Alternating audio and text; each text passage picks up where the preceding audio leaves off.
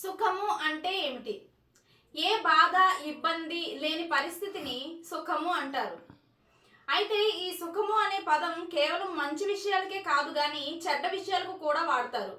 ఎలా అంటే బాగా కష్టాన్ని అనుభవిస్తున్న ఒక వ్యక్తి మత్తు పదార్థాలను తీసుకొని తాత్కాలికంగా ఆ కష్ట పరిస్థితిని మరిచిపోయి నేను ఈ క్షణంలో సుఖంగా ఉన్నాను అంటాడు.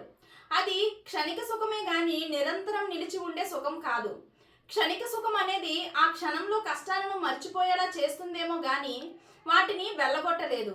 అయితే ఆధ్యాత్మికంగా యేసుక్రీస్తు ద్వారా దొరికే సుఖం కూడా ఉంది. నీ సన్నిధిని సంపూర్ణ సంతోషము కలదు, నీ కుడి చేతిలో నిత్యము సుఖములు కలవు అని బైబిల్లో ఉంది. సుఖములు అంటే క్షేమం, ఆనందం, తృప్తి, సంతోషం, ఆరోగ్యం, ఆదరణ, ఓదార్పు, భద్రత అనేవి దైవ వాక్యాన్ని పాటించే వారికి కొదువు కావు.